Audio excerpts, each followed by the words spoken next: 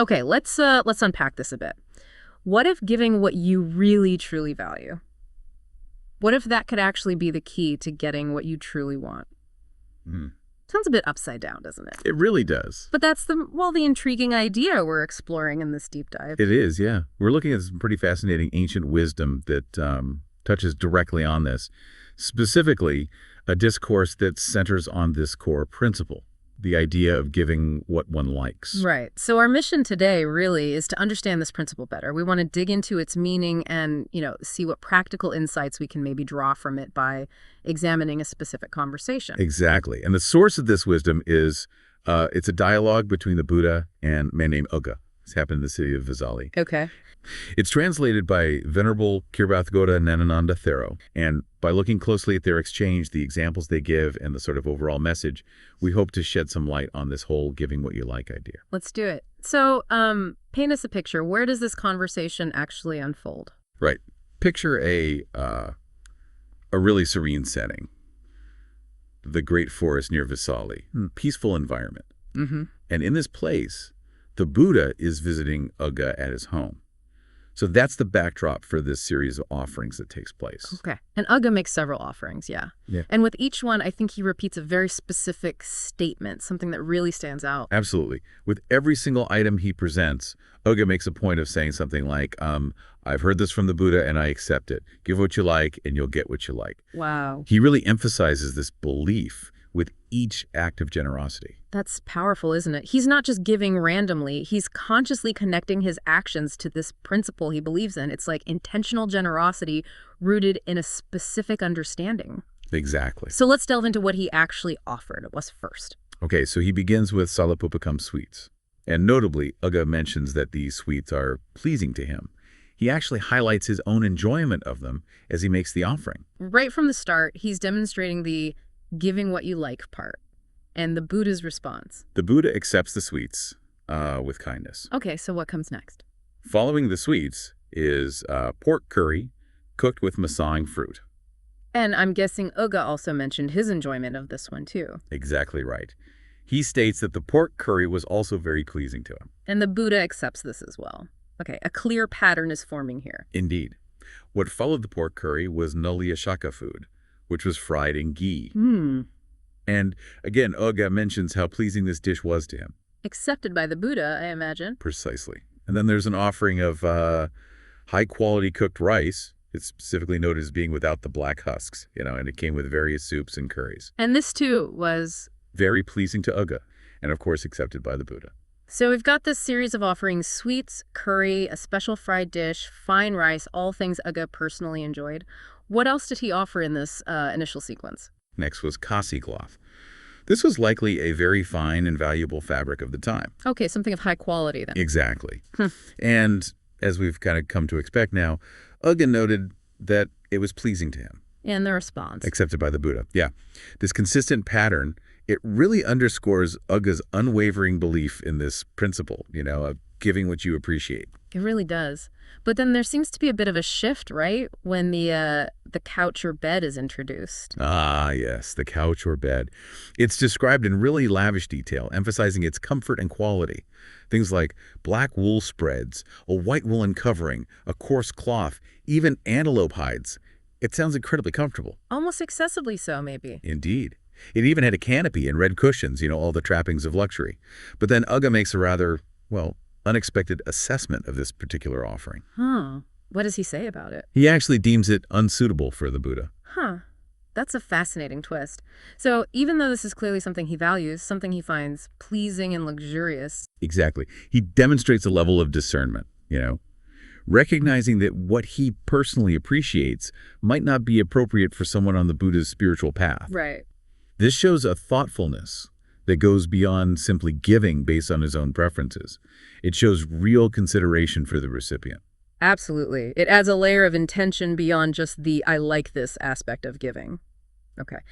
And there was one more significant item offered around this time, wasn't there? Yes, a sandalwood plank. And this wasn't just any piece of wood. It was quite valuable, apparently worth over 1,000 coins, which indicates its preciousness.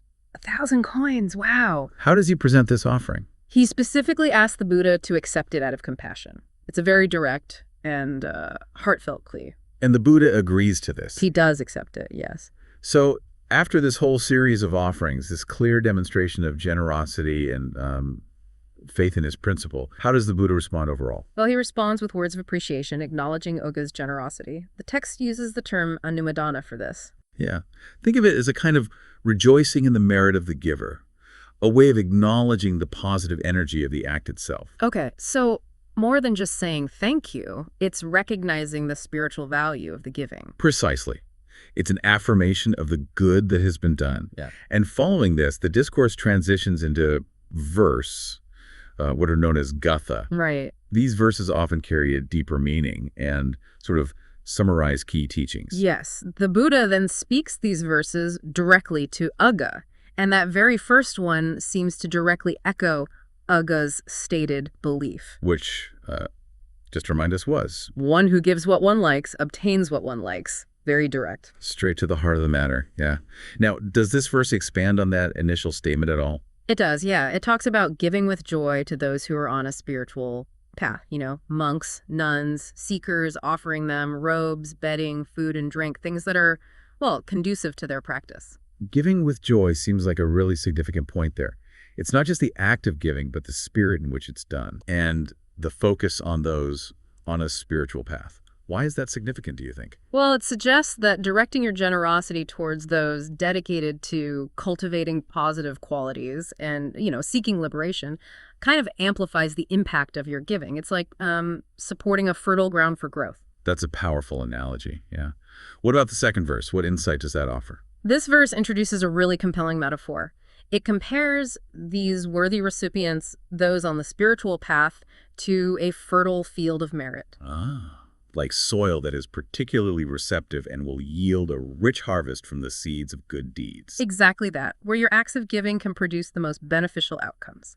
And crucially, it emphasizes giving with a detached mind. A detached mind, okay. Yeah. Without clinging to the gift itself, focuses purely on the intention to give and support. It's really not about a transaction. That makes a lot of sense. So the key elements emerging are give what you value, give with a joyful heart, and give without attachment. Is that fair? Precisely. And the verse concludes by reiterating that when you give in this way, offering what you truly appreciate, even if it's challenging, but with that added layer of intention and detachment, coloring the entire act. So it totally validates Uga's initial statement, but enriches it with his deeper understanding of how and why the giving matters. Right. It's not just about the physical object being exchanged, it's deeply intertwined with your inner state and your motivations. Okay, so that lays out the core teaching from this part of their exchange, but the story continues, doesn't it? What happens to Uga after this encounter? Yes, the narrative continues. It tells us that later, Uga passes away, and the text states that he is reborn in a pure abode heaven. A pure abode. Which is a very significant achievement in this tradition, indicating a high level of spiritual progress. Think of it as a realm specifically for those who have accumulated significant positive karma. The text even mentions he attains a mind-made body there. Wow. Okay. That sounds like a profoundly positive outcome. Is that the end of his story then? Not quite, because Uga, in his radiant form in the pure abode, actually returns to visit the Buddha. Really? Where does this happen? When? This visit takes place in the Jina Grove at Stavathi, and it occurs, interestingly, in the middle of the night. The middle of the night. That adds a bit of drama. It does. He appears in this brilliant light, illuminating the entire area, and comes to pay his respects to the Buddha. So the connection between them endures even after Uga's passing and rebirth. That's amazing. Absolutely. He approaches the Buddha respectfully, and the Buddha poses a very direct question to him. Which is, what does the Buddha ask him? The Buddha asks him, have you obtained according to your aspiration, Uga? A very pointed inquiry, right? About the fulfillment of his spiritual goals. Straight to the point. Like, did your practice, your faith in this principle, did it actually lead to the results you hoped for? Exactly. And Uga's response is equally direct and affirmative. What does he say? He replies, certainly, Venerable Sir, I have obtained the highest fruit of the path according to my aspiration. Just a clear, confident confirmation of his spiritual attainment. That sounds like a pretty powerful validation of his belief. Give what you like and you'll get what you like, but on a spiritual plane. It certainly seems to be presented that way, yes. Right. And the Buddha, in response to this confirmation, shares even more profound verses with Uga, delving deeper into the nuances of his practice. Okay. What do these further verses reveal? What more is there? Well, the first of these additional verses reinforces the core idea, but introduces the concept of quality in giving. It states that giving the best leads to obtaining the best, giving the excellent leads to owning the excellent, and giving the superior leads to reaching a superior state. So it's not just about giving something you like, but the quality of your offering also plays a significant role in the quality of what you receive back. Aiming for the highest quality in your giving seems to be the implication. That's the clear suggestion. It implies that the effort and care you invest in your giving, the value you place on what you offer, directly influences the quality of the outcomes. And perhaps not just materially, but also in terms of, say, spiritual growth and positive circumstances. That's really interesting. It makes you think beyond just material possessions, doesn't it? Maybe it also applies to giving your best effort, your best intentions, offering the highest quality of whatever you're giving, whether it's tangible or intangible. Precisely. And the next verse builds upon this theme of positive consequences linked to the quality of giving. What does that verse convey? That verse essentially describes that someone who consistently gives the best, the excellent, and the superior will, in future rebirths, experience a long life, and what's referred to as yasa. Yasa. Okay, what does that mean in this context? Well, yasa is a term that encompasses a whole range of positive attributes. It can mean having a good retinue, like a supportive community around you, influence, respect, good standing in society. It suggests a really positive and well-regarded existence in future lives. Okay, so these high-quality acts of giving have these far-reaching positive consequences, extending beyond the immediate moment. That's the overall message, yeah.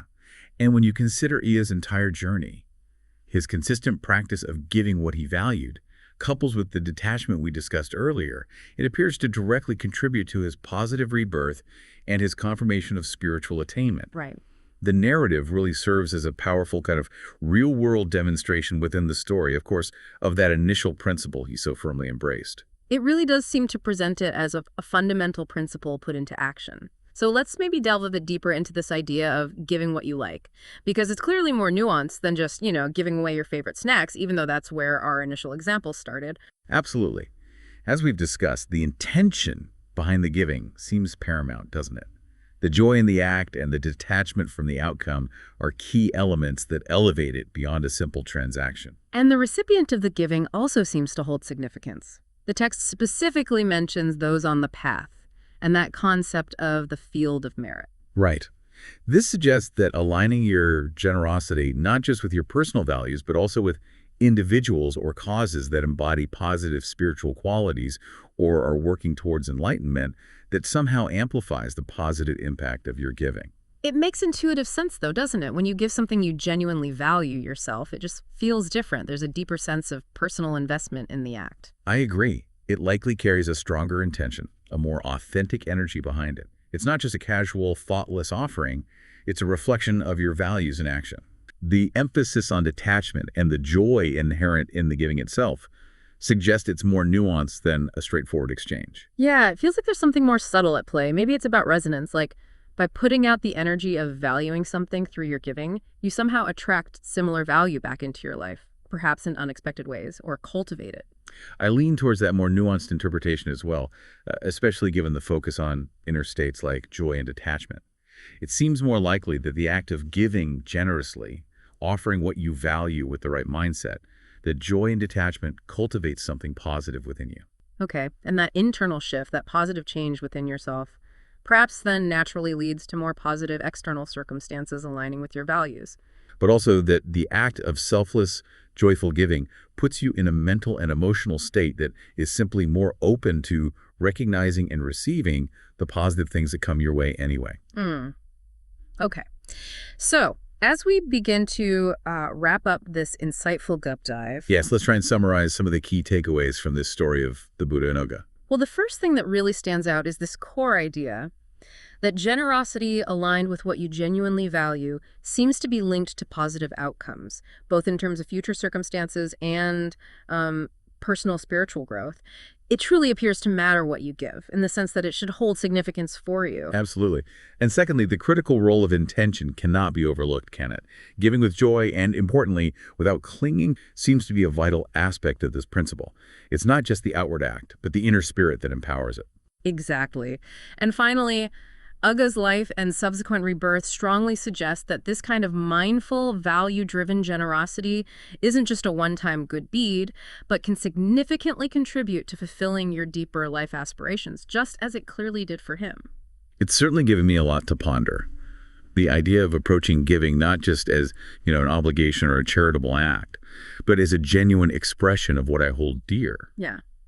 It really shifts the perspective. It truly does. So maybe a final thought for you listening as we conclude this exploration of ancient wisdom. Considering this perspective, how might consciously choosing to give what truly resonates with you, your time, your energy, your resources, whatever holds genuine value for you, how might that impact not only those you give to, but also your own life, your own path, your own deepest aspirations? Yes, it's a powerful question to reflect on, isn't it? How does what you truly value within yourself flow outwards into the world? It's definitely a worthwhile area for personal exploration.